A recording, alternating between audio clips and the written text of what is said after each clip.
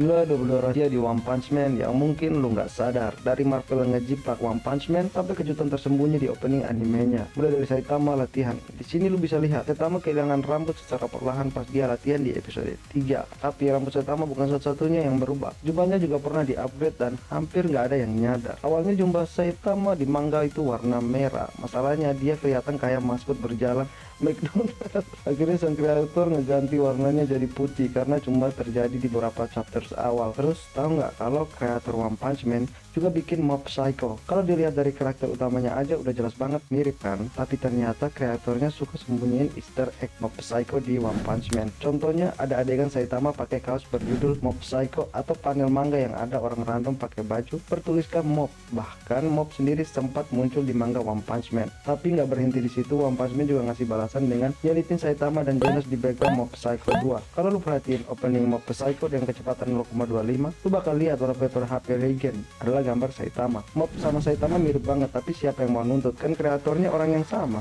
Ngomong soal nuntut, Marvel pernah kena hujat gara-gara ngejiplak karakter Saitama di salah satu komiknya di tahun 2016. Fans langsung ngamuk di media sosial karena Marvel bikin karakter ala Saitama, tapi dengan kekuatan yang jauh lebih cupu, yaitu bisa ngontrol hewan. Kekuatan yang jelas lebih konyol dari Saitama. Tapi desain Saitama itu emang sengaja dibuat jelek sama kreatornya. Kepalanya botak, mukanya datar, bajunya mirip superhero anak-anak. Kreator bikin dia kayak gitu karena bosen sama tren karakter anime yang selalu keren. Jadi dia mutusin buat bikin protagonis yang kelihatan paling bodoh tapi kekuatannya absurd. Kalau ngomongin kekuatan Saitama, semua orang pasti tahu rahasianya, latihan harian, tapi sebenarnya kekuatan lebih dari sekedar push up dan sit up. Kekuatan Saitama datang dari tekannya yang gak ada habisnya. Dia bisa terus melewati batas fisiknya karena mentalnya yang sekuat itu. Kekuatan Saitama emang menarik, tapi Genos nggak kalah unik. Tangan robotnya nggak cuma buat nembak laser, tapi juga bisa berubah jadi alat rumah tangga kayak pengering rambut atau pengupas kentang. Bahkan dia punya mode tidur di mana dia tinggal pencet tombol buat tidur otomatis. Kalau dia nangis, yang keluar bukan air mata tapi oli. Canggih kan? Tapi agak aneh. Nah, bicara soal aneh, kita balik lagi ke awal One Punch Man.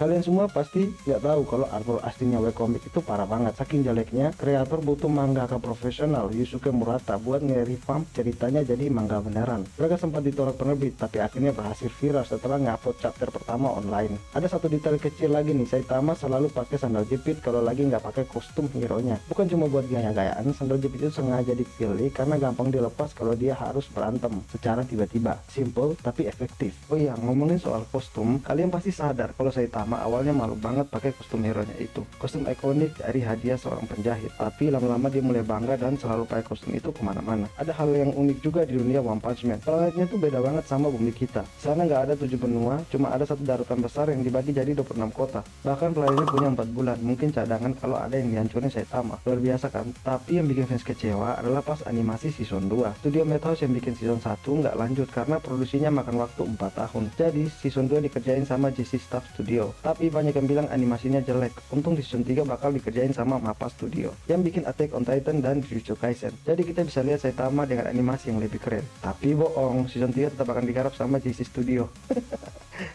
Kembali ke kostum Saitama, kalian semua pasti nggak tahu, atau mungkin sebagian yang udah tahu kalau kostumnya itu bak jahitan seorang manusia. Kembali lagi ke Genos. Di tahun 2017 Genos digambar versi perempuan dan diposting di Twitter. Fans langsung heboh dan marah, ada yang nggak suka, tapi jujur versi cewek Genos ini tetap kelihatan keren. Lanjut, desain kostum Super Saitama ternyata terinspirasi dari acara anak-anak Jepang, Enpanman. Bahkan nama One Punch Man dalam bahasa Jepang diucapkan One Punch Man, yang lagi-lagi mengacu kepada Enpanman. Jadi dari acara anak-anak lahir salah satu pahlawan yang paling absurd dan super kuat. Kalau kalian tahu Garo, salah satu villain terkuat di One Punch Man. Nama Garo itu artinya serigala lapar dan gaya bertarungnya emang mencerminkan hal itu. Selalu memburu mangsa tanpa ampun. Dan yang terakhir, monster bernama Elder Centipede adalah mimpi buruk bagi Yusuke Murata. Detail monster ini cuma bikin Murata harus menghabiskan 4 jam buat menggambarnya. Padahal biasanya dia cuma butuh waktu 1 jam untuk halaman lain. Karena itulah dia akhirnya memperkerjakan asisten untuk membantu dia. Sebelum untuk video ini ada bonus rahasia, yaitu opening pertama. Ada satu detail tersembunyi.